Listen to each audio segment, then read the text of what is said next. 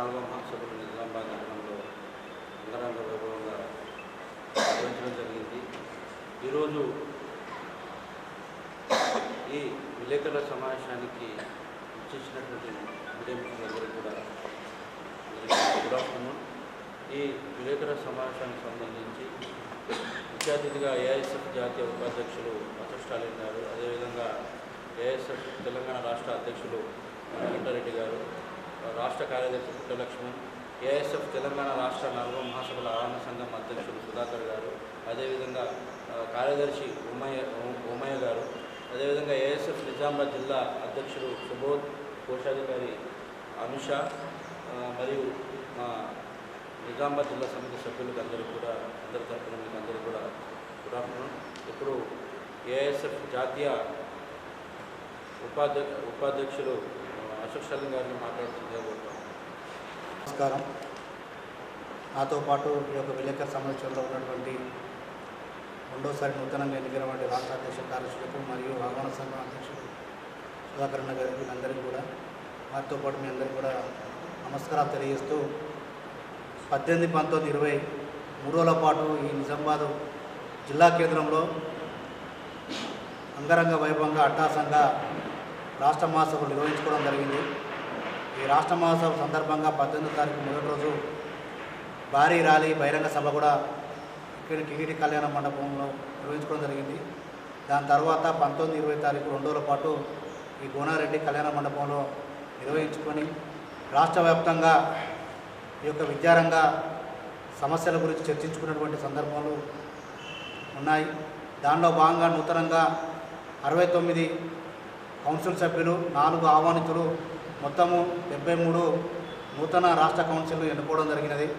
దానిలో రెండవసారి రాష్ట్ర అధ్యక్షులుగా మణికంఠరెడ్డి గారు, రాష్ట్ర కార్యదర్శిగా పుట్టలక్ష్మణ్ గారు, అదేవిధంగా 4 ఉపాధ్యక్షులు, 4 సహాయ కార్యదర్శులు, ఆ సహాయ కార్యదర్శులు ఒకరు మన బాణతురాగ్రం గారు, ఇలా దాదాపుగా 73 మందితోటి నూతన రాష్ట్ర కౌన్సిల్ ఎన్నుకోవడం జరిగింది.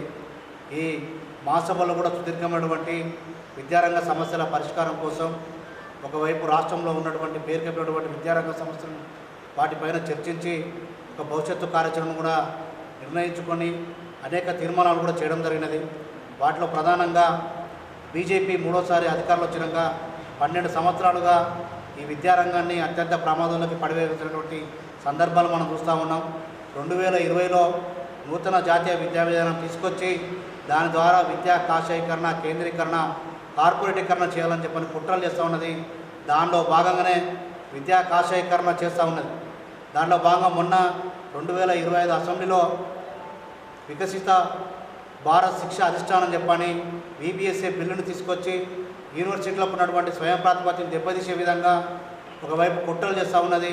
దానిలో భాగంగా కేంద్ర రాష్ట్రము ఈ యొక్క విద్యారంగాన్ని మన భారతదేశం మొత్తం సకల రాష్ట్రాలు 29 రాష్ట్రాలకు ఉన్నటువంటి వైవిధ్యమైనటువంటి విభిన్న జాతులు భిన్నత్వంలో ఏకత్వంగా ఉన్నటువంటి భారతదేశంలో ఒక విద్యా కాషాయకరణ చేయాలని కుట్రలతోటి ఒకే విద్యా విధానం కావాలని చెప్పని విద్యా కేంద్రీకరణ చేస్తూ రాష్ట్రాల యొక్క ఆధిపత్యాన్ని కూడా తొలగించే విధంగా ఈ నూతన జాతీయ విద్యా విధానం తీసుకురావడం, దాన్ని ప్రధానంగా ఈ రాష్ట్ర మహాసభలో దాన్ని వ్యతిరేకిస్తూ దాన్ని రద్దు చేయాలని చెప్పని తీర్మానం కూడా చేయడం జరిగింది.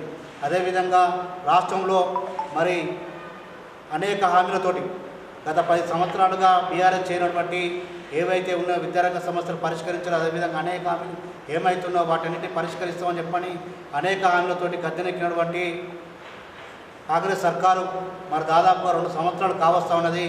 అయినా ఇంతవరకు విద్యాశాఖ మంత్రిని, ప్రత్యేక విద్యాశాఖ మంత్రి నియమించలేదు. మరి ఇంతటి దౌర్భాగ్యమైన పరిస్థితి యొక్క రాష్ట్రంలో ఉన్నది కాబట్టి ఈ యొక్క సమస్యలను పరిష్కరించాలని చెప్పని, విద్యారంగంలో నెలకొన్న సమస్యలు పరిష్కరించాలని చెప్పని ఒకవైపు దాదాపుగా రాష్ట్ర వ్యాప్తంగా 9,300 కోట్ల రూపాయలు రియంబర్స్మెంట్ స్కాలర్షిప్లు బకాయిలు ఉన్నాయి. అయినా ఇంతవరకు వాటిని విడుదల చేయలేదు. ఒకవైపు విద్యార్థులందరూ చాలా నరగోసపడుతున్నారు. ఎందుకంటే వారి యొక్క చదువులు పూర్తయినా కానీ ఏదైతే కాలేజీలు ఉంటే వాళ్ళ సర్టిఫికెట్ కూడా తీసుకోకుండా ఈరోజు వారి చదువులు కూడా ప్రశ్నార్థకంగా మారినటువంటి సందర్భాలు కనబడుతున్నాయి. కాబట్టి రాష్ట్ర వ్యాప్తంగా విద్యారంగంలో నెలకొన్నటువంటి సమస్యలు పరిష్కరించే దిశగా ఈ రాష్ట్ర మహాసభలు అనేక తీర్మానాలు చేశాయి. వాటి భవిష్యత్తులో వాటి తీర్మానాలకు అదేవిధంగా విద్యారంగ సమస్యల పరిష్కారం కోసం గతంలో మరి కేంద్ర ప్రభుత్వం మొన్న ప్రవేశపెట్టినటువంటి బడ్జెట్లో దాదాపుగా 2.6% మాత్రమే విద్యారంగానికి కేటాయించింది. మరి గతంలో అంతకుముందుకు పోయిన సంవత్సరంలో 2.64 అంటే ఒక 4%కు అందులో సంబంధించి 0.4% తగ్గించినటువంటి దౌర్భాగ్యమైన స్థితి కేంద్ర ప్రభుత్వం చేస్తూ దేశవ్యాప్తంగా మీ విద్యారంగాన్ని ఉద్ధరిస్తామని చెప్పడం ఎంతవరకు కరెక్ట్ అని చెప్పని మనం ఈరోజు కేంద్ర ప్రభుత్వాన్ని ప్రశ్నిస్తూ ఉన్నాం. అదేవిధంగా రానున్నటువంటి రాష్ట్ర బడ్జెట్లో కూడా మరి మన తీర్మానాల్లో కూడా ఉన్నాయి. కేంద్రంలో 10%, జీడీపీలో 6%, రాష్ట్ర బడ్జెట్లో 30% నిధులు కేటాయించాలని చెప్పి ఉన్నది. కాబట్టి రానున్నటువంటి రాష్ట్ర బడ్జెట్లో కూడా దానికి అనుగుణంగా 30% నిధులు కూడా కేటాయించాలని చెప్పని ఈ సందర్భంగా మీ అందరి ద్వారా ఈ రాష్ట్ర ప్రభుత్వాన్ని కోరుతూ ఈ యొక్క నూతనంగా ఎన్నికైనటువంటి మరొకసారి ఈ రాష్ట్ర కౌన్సిల్కు అభినందనలు, శుభాకాంక్షలు తెలియజేస్తున్నాను. నా పేరు ఎన్ఏ స్టాలిన్, ఏఐఎస్ఎఫ్ జాతీయ ఉపాధ్యక్షుడు. గత 3 రోజుల పాటు ఏఐఎస్ఎఫ్ తెలంగాణ రాష్ట్ర 4వ మహాసభలకు నిజామాబాద్ పట్టణం వేదికైంది.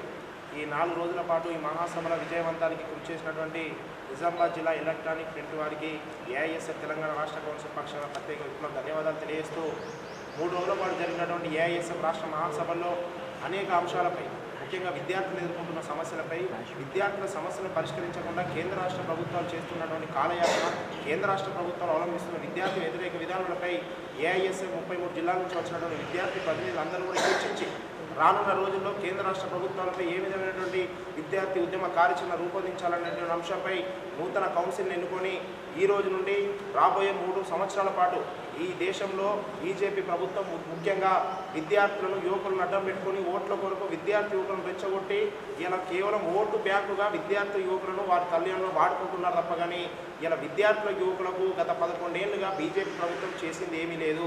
ఇలా సంవత్సరం 2 కోట్ల ఉద్యోగాలు ఇవ్వకుండా ఇలా తెలంగాణ విభజన హామీల ప్రకారం తెలంగాణలో 33 జిల్లాలకు రావాల్సినటువంటి కేంద్రీయ విశ్వవిద్యాలయం కానీ ఇలా నవోదయ పాఠశాలను ఏర్పాటు చేయకుండా ఇలా 11 ఏళ్లుగా తరగతి గదుల్లో విద్యార్థుల మధ్య ఇలా కేవలం విభేదాలు సృష్టించి, మత కల్లోలాలు సృష్టించి ఇలా ఓట్లు పొంది ఇలా విద్యార్థులను విస్మరిస్తున్నటువంటి భారతీయ జనతా పార్టీ మోడీ ప్రభుత్వంపై ఈ తెలంగాణలో ఉన్నటువంటి 8 ఎంపీలు ఇలా ఢిల్లీకి పోయి తెలంగాణ హామీలను కానీ తెలంగాణ విద్యార్థులు రావాల్సిన విద్యా సంస్థలను రానియకుండా తీయకుండా ఇలా ఢిల్లీ అధిష్టానం గుజరాత్ గులాంల దగ్గర మూకరిల్లుతున్న విషయంపై రానున్న రోజుల్లో తెలంగాణ రాష్ట్ర వ్యాప్తంగా ఉన్నటువంటి విద్యార్థులు తెలియాల్సిన బాధ్యత ఏఐఎస్ఎఫ్ నాయకులుగా మా పైన ఉంది. తప్పకుండా బీజేపీ ఎంపీలు తెలంగాణకు రావాల్సిన హామీలు అమలు చేసే బాధ్యత చేసేంతవరకు కూడా ఏఐఎస్ఎఫ్గా బీజేపీ ఎంపీలపై తిరగబడతాం, వారు వెంటబడతామని ఈ సందర్భంగా స్పష్టం చేస్తా ఉన్నాం.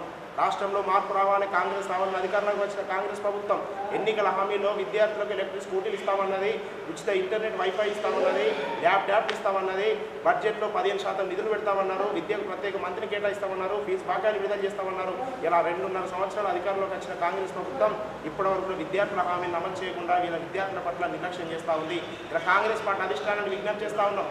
రాష్ట్రంలో ముఖ్యమంత్రి రేవంత్ రెడ్డి ఉంటాడు, విద్యాశాఖ మంత్రి ఆనంద్ పెట్టుకుంటాడు. ముఖ్యమంత్రి రేవంత్ రెడ్డి నుంచి లేకపోతే విద్యాశాఖ ఒక మంత్రన్న నియమించి తెలంగాణ రాష్ట్రంలో ఉన్న విద్యార్థుల సమస్యను పరిష్కరించండి అని చెప్పి కాంగ్రెస్ పార్టీ అధిష్టానాన్ని కోరుతా ఉన్నాం. ఇలా కేసీఆర్కు రేవంత్ రెడ్డికి తేడా లేకుండా రాష్ట్రంలో పోతా ఉంది. ఆయనేమో విద్యాశాఖ మంత్రిని ఇచ్చి అన్ని తా దగ్గర పెట్టుకున్నాడు కేసీఆర్. ఇలా రేవంత్ రెడ్డి ముఖ్యమంత్రిగా తన విద్యాశాఖ పెట్టుకొని కనీసం విద్యారంగ సమస్యలను చర్చించకుండా, బడ్జెట్లో నిధులు పెంచకుండా, ఫీజు రియంబర్స్మెంట్ విడుదల చేయకుండా, ఇలా అద్దె భవనంలో కొనసాగుతున్న ప్రభుత్వ పాఠశాలకు ఇలా పక్కా భవనాలు నిర్మించకుండా, యూనివర్సిటీలో ఖాళీలో భర్తీ చేయకుండా రాష్ట్రంలో కాంగ్రెస్ పార్టీ విద్యార్థులను విస్మరిస్తుంది. కాబట్టి వెంటనే రాష్ట్ర ప్రభుత్వం కూడా విద్యార్థులు ఇచ్చిన హామీలు అమలు చేసేందుకు రానున్న బడ్జెట్లో 30% నిధులు కేటాయించాలని ఏఐఎస్ఎఫ్గా డిమాండ్ చేస్తూ ఉన్నాం. రాష్ట్రంలో ఎక్కడ విద్యార్థికి అన్యాయం చేసినా, ఎక్కడ విద్యార్థి కాపాదినా తప్పకుండా ఏఐఎస్ఎఫ్గా రానున్న 3 సంవత్సరాల కాలం అనేక ఉద్యమాలు నిర్వహించి రాష్ట్రంలో కాంగ్రెస్ పార్టీ ప్రభుత్వాన్ని కోరుతా ఉన్నాం. విద్యార్థి సంఘాలకు వెంటనే ఎన్నికలు నిర్వహించండి. విద్యార్థి సంఘానికి ఎన్నికలు నిర్వహించి ఇలా విద్యార్థుల పక్షాన పోరాడేటువంటి సంఘం ఎవరో తేలాల్సిన అవసరం రాష్ట్రంలో ఎంతైనా ఉంది. కాబట్టి తప్పకుండా రానున్న రోజుల్లో విద్యారంగ సమస్యలపై అల్లుపేరుగా పోరాటాలు నిర్వహిస్తూ పాలక ప్రభుత్వాలపై మరింత ఒత్తిడి తెచ్చేందుకు ఏఐఎస్ఎఫ్ కార్యక్రమం నిర్వహిస్తుందని సందేహిస్తూ ధన్యవాదాలు. నమస్కారాలు. నిజామాబాద్ పట్టణంలో ఫిబ్రవరి 18, 19, 20 3 తేదీల్లో రాష్ట్ర మహాసభలు నిర్వహించడం జరిగింది. ఈ రాష్ట్ర మహాసభలో రాష్ట్రం నలుమూల నుండి దాదాపు 450 మంది విద్యార్థి ప్రతినిధులు హాజరు కావడం జరిగింది. ప్రధానంగా ఈ మహాసభల్లో కేంద్ర రాష్ట్ర ప్రభుత్వాలు అవలంబిస్తున్నటువంటి విద్యా వ్యతిరేక విధానాలపైన, దాంతోపాటు పేదలకు విద్యను ఏ రకంగా ప్రభుత్వాలు దూరం చేస్తున్నాయి, ఈరోజు కేవలం ప్రభుత్వ విద్యారంగాన్ని ఎట్లా నిర్వీర్యం చేస్తా ఉన్నది, ప్రైవేట్ కార్పొరేట్ విద్యా సంస్థలను ఎట్లా ప్రోత్సహిస్తారని చెప్పేసి అనేక విషయాలపైన ఈ 3 రోజుల పాటు సుదీర్ఘంగా చర్చించి అనేక సమస్యలపైన పోరాటాలు చేయాలని చెప్పేసి నిర్ణయం చేసుకోవడం జరిగింది. ప్రధానంగా ఈ దేశంలో ఉన్నటువంటి బీజేపీ ప్రభుత్వం తన అధికారంలోకి వచ్చి 12 సంవత్సరాల కాలంలో ఈ దేశంలో ఉన్నటువంటి ప్రధానంగా పేద విద్యార్థులకు విద్యను దూరం చేసే కుట్రనే ఎక్కువ చేస్తూ ఉన్నది. అంటే కేవలము బీజేపీ అనుకూల ప్రభుత్వం ఉన్న ప్రాంతంలో కూడా అక్కడ నూతన జాతీయ విద్యా పేరుతోటి అమలు చేసి అక్కడ ఉన్నటువంటి పేద విద్యార్థులు విద్యను దూరం చేసే కుట్ర చేస్తూ ఉన్నది. అంటే కేవలం ఈరోజు నూతన జాతీయ విద్యను తీసుకొచ్చి ఈ దేశంలో ఉన్నటువంటి బడుగు బలహీన వర్గాలకు చెందిన విద్యార్థులకు దూరం చేసే కుట్రలో భాగంగా ఆ ఒక బిల్లును అమలు చేస్తూ ఉన్నారు. అంటే మోడీ ప్రభుత్వము ఈ దేశంలో ఉన్నటువంటి పేద విద్యార్థులు చదువుకోవద్దు, బడుగు వర్గాలు చదువుకోవద్దు. ఎందుకంటే ఈరోజు పేద విద్యార్థులు చదువుకుంటే ప్రభుత్వాలు వారు చేస్తున్నటువంటి అరాచకాలకు ప్రశ్నిస్తారు, వారు చేస్తున్నటువంటి వ్యతిరేకలకు ప్రశ్నిస్తారు. కాబట్టి వారు చదువుకోవద్దంటే మమ్మల్ని ప్రశ్నించొద్దని చెప్పేసి ప్రశ్నించకుండా ఈరోజు విద్యను దూరం చేసే కుట్ర బీజేపీ ప్రభుత్వం చేస్తూ ఉన్నది. అనేక రకాలుగా ఈరోజు కేంద్రంలో ఉన్నటువంటి కేంద్ర యూనివర్సిటీలలో ఈరోజు విద్యార్థుల మధ్య ఒక మత విద్వేషాలు రెచ్చగొట్టి కులాల మధ్య, ప్రాంతాల మధ్య, మతాల మధ్య ఒక చిచ్చు పెట్టి ఈరోజు విద్యార్థులు విభజించి పాలన చేసినటువంటి ప్రభుత్వం ఏదైనా ఉందంటే అది కేంద్రంలో బీజేపీ ప్రభుత్వం మాత్రమే. అంటే బీజేపీ కేవలం ఓటు బ్యాంక్ కోసం విద్యార్థులు అడ్డు పెట్టుకొని, అదేవిధంగా మతాన్ని అడ్డు పెట్టుకొని ఈరోజు రాజకీయ పబ్బం గడుపు తప్ప ఈ 12 సంవత్సరాల కాలంలో ఈ దేశంలో ఉన్నటువంటి విద్యారంగాన్ని బలోపేతం చేయలేదు, ప్రభుత్వ విద్యారంగాన్ని కాపాడలేదు. ఈ ప్రభుత్వ విద్యారంగం మొత్తం కూడా కార్పొరేట్ చేతులకు పెట్టి వారి వ్యాపారం చేసుకోమని చెప్పేసి యథేచ్ఛగా లైసెన్స్ ఇచ్చిన పరిస్థితి దేశంలో కనపడుతుంది. అంటే అనేక రకాల సంస్కరణలు తీసుకొస్తున్నారు. మాకు పార్లమెంట్లో మెజారిటీ ఉన్నది, మేము చేసిందే చట్టం మాది అమలు చేయాలని చెప్పేసి రాష్ట్రాల పైన బలవంతంగా రుద్దే ప్రయత్నం చేస్తూ ఉన్నారు. అనేక రకమైన స్కాములు జరిగినాయి. పేపర్ లీకేజ్ కానీ, నీట్ స్కాములు కానీ అనేక స్కాములు చేస్తున్నా కూడా కనీసము కేంద్ర ప్రభుత్వం స్పందించే పరిస్థితి లేదు. అంటే దీనివల్ల ఈరోజు ఈ దేశంలో ఉన్నటువంటి ప్రతి ఒక్క విద్యార్థికి నాణ్యమైన విద్య అందించాల్సినటువంటి బీజేపీ ప్రభుత్వం ఆ నాణ్యమైన విద్యను అందించకుండా ఈరోజు గవర్నమెంట్ కుట్రపూర్వకంగా కాలయ పని చేస్తూ విద్యలకు అన్యాయం చేస్తుంది. కాబట్టి అటువంటి అన్యాయాలపైన ఈ యొక్క మహాసభలో చర్చించుకోవడం జరిగింది. దాంతోపాటు రాష్ట్రంలో తెలంగాణ రాష్ట్రం సాధించుకొని 12 సంవత్సరాలు కావాల్సింది. తెలంగాణ రాష్ట్రం రాకముందుకు ఏ నినాదం కోసం మనం పోరాటం చేసినామో నీళ్లు, నిధులు, నియామకాలు, తెలంగాణ రాష్ట్రం సాధించుకున్నా కూడా సేమ్ అదే ఆ నినాదాల కోసం మనం పోరాటం చేయాల్సిన పరిస్థితి ఈ రాష్ట్రంలో నెలకొన్నది. అంటే ఇప్పుడు కూడా నీళ్ల కోసము, నిధుల కోసము, నియమం కోసం పోరాటం చేసిన పరిస్థితి తెలంగాణ రాష్ట్రంలో నెలకొన్నది. ఎప్పుడైతే గత 10 సంవత్సరాల బీఆర్ఎస్ ప్రభుత్వం ఈ రోజు పాలన చేసిందో, గతంలో ఉన్నటువంటి ఉద్యమ నాయకులు ఉన్నటువంటి కేసీఆర్ గారు ఏం చెప్పారు? మేము అధికారంలోకి వస్తే ఉచిత నిర్బంధ విద్య అమలు చేస్తామని చెప్పారు. నా కళ అని చెప్పారు. ఆయన అధికారంలోకి చేపట్టి 9.5 సంవత్సరాల పాలన చేసింది. ఈ 9.5 సంవత్సరాల పాలన కూడా ఎక్కడ కూడా ప్రభుత్వ విద్యారంగాన్ని బలోపేతం చేయలేదు, ఎక్కడ కూడా ఉచిత నిర్బంధ విద్య అమలు చేయలేదు. దాంతోపాటు కార్పొరేట్ విద్యా సంస్థలు రద్దు చేస్తా అని చెప్పారు. ఈరోజు కార్పొరేట్ విద్యా సంస్థలు రద్దు చేసి పేదలకు నాణ్యమైన విద్య అందిస్తా అని చెప్పేసి అనేక రకమైన మాటలు చెప్పినటువంటి కేసీఆర్ కూడా ఈరోజు 9.5 సంవత్సరాల కాలంలో ఎక్కడ కూడా ప్రభుత్వ విద్యారంగాన్ని బలోపేతం చేయలేదు. కార్పొరేట్ విద్యా సంస్థలు పెంచి పోషించడు, యూనివర్సిటీలు నిర్వీర్యం చేసిండు. ఈ తెలంగాణ రాష్ట్రంలో ఉన్నటువంటి విద్యారంగం పూర్తిగా ధ్వంసం చేసి కాలయాపన చేసి కేవలం ఆయన కుటుంబము ఆయనకు సంబంధించిన వ్యక్తులు మాత్రమే బలపడిన పరిస్థితి తెలంగాణ రాష్ట్రంలో ఉన్నది. అంటే ఇవన్నీ విషయాలపైన ఈరోజు రాష్ట్రంలో అధికారంలో ఉన్నటువంటి కాంగ్రెస్ ప్రభుత్వం కూడా ఇవన్నీ విషయాలు విద్యార్థుల దృష్టికి, ప్రజల దృష్టికి తీసుకుపోయి మేము అధికారంలోకి వస్తే విద్యారంగాన్ని బలోపేతం చేస్తాము, గత బీఆర్ఎస్ ప్రభుత్వం చేసిన తప్పుదాలు చేయకుండా బీఆర్ఎస్ ప్రభుత్వం ఏదైతే విద్యార్థులకు అన్యాయం చేస్తుందో మేము వారికి న్యాయం చేస్తామని చెప్పేసి గొప్పలు చెప్పి అనేక ఎన్నికల సభల్లో కానివ్వండి, ఎన్ని మేనిఫెస్టోలో హామీలు ఇచ్చి ఈరోజు అధికారంలోకి వచ్చి 2 సంవత్సరాలు కావస్తున్న కాంగ్రెస్ ప్రభుత్వం కూడా ఆ ప్రభుత్వానికి ఈ ప్రభుత్వం తేడా లేకుండా విద్యార్థిని బలిపోషణ చేస్తున్నటువంటి పరిస్థితి. అంటే కేవలం ఈరోజు ప్రభుత్వాలు కేవలము విద్యారంగ సమస్యలను విద్యార్థులను రాజకీయ ఎజెండాగా మార్చుకొని అధికారంలోకి వచ్చి విద్యారంగాన్ని పూర్తిగా విస్మరిస్తున్న పరిస్థితి ఈ రాష్ట్రంలో నెలకొన్నది. ఈరోజు రేవంత్ రెడ్డి గారు విద్యాశాఖ తన దగ్గర పెట్టుకుని కూడా కనీసం విద్యారంగం పైన సమీక్ష చేయలేని పరిస్థితిలో ఉన్నాడు. అంటే కేవలము కాంగ్రెస్ పార్టీ నాయకులకు ఈ రాష్ట్రంలో ఉన్నటువంటి ప్రతిపక్ష పార్టీలు ఎట్లా అణచివేయాలి, ప్రతిపక్ష పార్టీ నాయకులు ఎట్లా కేసులు నమోదు చేయాలి, ప్రతిపక్ష పార్టీ నాయకులు ఎట్లా జైల్లో నిర్బంధించాలని చెప్పి దానిపైన ఉన్న శ్రద్ధ ఈ రాష్ట్రంలో ఉన్నటువంటి దాదాపు లక్షలాది మంది విద్యార్థుల వాళ్ళకు చదువు కోసమో, వారి భవిష్యత్తు కోసమో, వారి ఉన్నత చదువుల కోసం కనీసం ఇక్కడ కూడా ఆలోచన చేయని పరిస్థితి తెలంగాణ రాష్ట్రంలో ఉన్నది. ఈరోజు రేవంత్ రెడ్డి గారు ఏం చెప్తారు? 10 సంవత్సరాలు మేమే అధికారంలో ఉండండి, మాకు సంతోషం, మాకు ఇబ్బంది ఏం లేదు. కానీ ఈ రాష్ట్రంలో ఉన్నటువంటి విద్యారంగ సమస్యలు పరిష్కరించండి. పెండింగ్లో ఉన్నటువంటి స్కాలర్షిప్స్, రియంబర్స్మెంట్ నిధులు వెంటనే విడుదల చేయండి. మీరు ఎందుకు చెప్పారు? ఎన్నికల హామీలు మేము ప్రశ్నిస్తా ఉన్నాం. మీరు గతంలో ఎన్నికల హామీలు ఏం చెప్పారు? మేము అధికారంలోకి వచ్చిన 100 రోజుల్లోనే ఈరోజు పెండింగ్లో ఉన్నటువంటి స్కాలర్షిప్స్, రియంబర్స్మెంట్ విడుదల చేస్తామని చెప్పారు. మీరు అధికారంలోకి వచ్చి 2 సంవత్సరాలు అవుతుంది. ఎందుకు విడుదల చేస్తారని చెప్పి మేము ప్రశ్నిస్తా ఉన్నాం. ఎందుకు మీ మాట ఇచ్చిన మేము ప్రశ్నిస్తా ఉన్నాం. అంటే కేవలం విద్యార్థులు అడ్డం పెట్టుకుని రాజకీయం చేయదలుచుకున్నారా? అంటే విద్యార్థుల పైన మీరు రాజకీయం చేయదలుచుకున్నారా? విద్యార్థులు అడ్డం పెట్టుకొని మీరు రాజకీయ పబ్బం గడపాలనుకుంటారా? ఇవన్నీ తగదని చెప్పేసి మేము ఏఐఎస్ఎఫ్గా తెలంగాణ రాష్ట్ర ముఖ్యమంత్రిగా మేము హెచ్చరిస్తాం, ప్రశ్నిస్తున్నాం. తక్షణమే మీ దగ్గర ఉన్న విద్యాశాఖ ఇతరుల కనుక కేటాయించండి. లేదంటే మీ ముఖ్యమంత్రి పదవి నుంచి దిగిపోయి వేరే వారికి ముఖ్యమంత్రి పదవి చెప్పండి, మీరు విద్యాశాఖ మంత్రిగా కొనసాగండి. ఎందుకంటే ఈరోజు సమస్యలు పరిష్కారం కావడం లేదు. చాలా మంది విద్యార్థులు అనేక ఇబ్బందులు ఎదుర్కొంటున్నారు. ఈరోజు ప్రభుత్వ పాఠశాలలు కానివ్వండి, ప్రభుత్వ జూనియర్ కళాశాల కానివ్వండి, ప్రభుత్వ డిగ్రీ కళాశాల కానివ్వండి, ప్రభుత్వ యూనివర్సిటీలో అనేక సమస్యలతో కొట్టుమిట్టాడుతున్నా కనీసం పట్టించుకునే పరిస్థితిలో తెలంగాణ రాష్ట్ర ప్రభుత్వం లేదు. దీనికి కారణం ఎవరు? ప్రశ్నించేటట్టు విద్యాసంఘ నాయకులు వారిపైన అక్రమ కేసులు జైల్లో పంపించే పరిస్థితి. అంటే ఈరోజు ప్రశ్న మనం లేవనెత్తే ఆ ప్రశ్నని అంచివేయడానికి పాలకులు వ్యవహరిస్తూ తప్ప ఆ ప్రశ్నకు సమాధానం చెప్పలేని పరిస్థితిలో తెలంగాణ రాష్ట్రంలో పాలకులు కొనసాగుతున్నారు. వీటన్నిటిపైన ఈరోజు 3 రోజుల పాటు ఈ మహాసభలు చర్చించి భవిష్యత్తులో అనేక రకమైనటువంటి కార్యక్రమాలు తీసుకోవడం జరిగింది. ఎందుకంటే ఈరోజు విద్యార్థులు లేదే ఈరోజు రాష్ట్రం లేదు. రాష్ట్రం అభివృద్ధి చెందాలంటే విద్యారంగం అభివృద్ధి చెందాలి. విద్యారంగం అభివృద్ధి చెందాలంటే పాలకులు విద్యారంగం పైన దృష్టి కేంద్రీకరించి అధిక నిధులు కేటాయించాల్సిన అవసరం ఉన్నది. మీరే చెప్పారు గత ఎన్నికల మేనిఫెస్టోలో మేము బడ్జెట్లో మేము అధికారంలోకి వస్తే విద్యారంగానికి 15% నిధులు కేటాయిస్తామని చెప్పి మీరు చెప్పిన మాటను నిలుపుకోలేని పరిస్థితి రాష్ట్రంలో ఉన్నది. కనీసం మీకు చెప్పిన మాటకు విలువ ఉన్నదా? మీరు చెప్పినటువంటి మాటకి ఎక్కడ అనుసరిస్తున్నారు, ఎక్కడ దాన్ని అమలు చేస్తారని చెప్పి ప్రశ్నిస్తా ఉన్నాం. కనీసం 15% నిధులు కేటాయిస్తామని చెప్పేసి పోయిన బడ్జెట్లో కేవలం 6% నిధులు కేటాయించి రోజు విద్యార్థులకు మోసం చేసిన పరిస్థితి తెలంగాణ రాష్ట్రంలో ఉన్నది.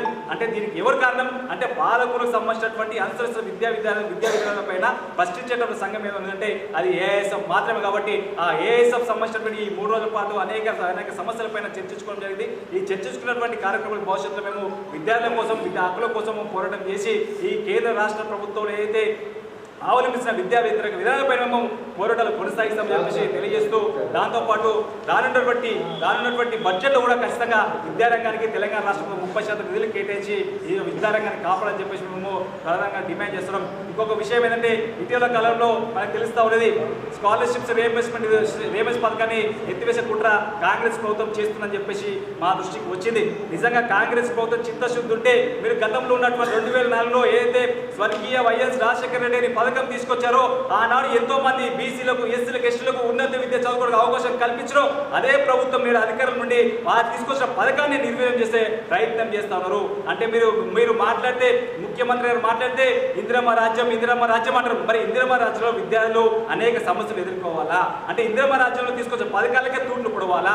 ఇందిరమ్మ రాజ్యంలో తీసుకొచ్చిన పథకాలని అమలు చేయకుండా విద్యార్థులకు అన్యాయం చేస్తారా అని మేము ప్రశ్నిస్తాం. కాబట్టి ఖచ్చితంగా రానున్న కాలంలో ఈరోజు కాంగ్రెస్ ప్రభుత్వం కానీ, దేశంలో మోడీ ప్రభుత్వం కానీ ఈ దేశంలో ఉన్నటువంటి పేద బడుగు బలహీన వర్గాలకు నాణ్యమైన విద్య అందించాల్సిన బాధ్యత వాళ్ళ పైన ఉంది. కాబట్టి ఖచ్చితంగా కేంద్ర రాష్ట్ర ప్రభుత్వాలు విద్యార్థులకు అన్యాయం చేస్తే ఏఐఎస్ఎఫ్ ప్రశ్నిస్తాం, పోరాటం చేస్తాం. కాబట్టి అందుకే అందులో భాగంగా రోజు ఈ మహాసభలో అనేక విషయాలు చర్చించుకొని భవిష్యత్తు కార్యక్రమాలు తీసుకోవడం జరిగింది. భవిష్యత్తులో ఖచ్చితంగా కేంద్ర రాష్ట్ర ప్రభుత్వాలు విద్యార్థులకు అన్యాయం చేస్తే ఆ అన్యాయాలపైన పెద్ద ఎత్తున పోరాటాలు కొనసాగిస్తామని చెప్పేసి ఈ వేదిక ద్వారా మేము కేంద్ర రాష్ట్ర ప్రభుత్వాలు హెచ్చరిస్తా ఉన్నాం.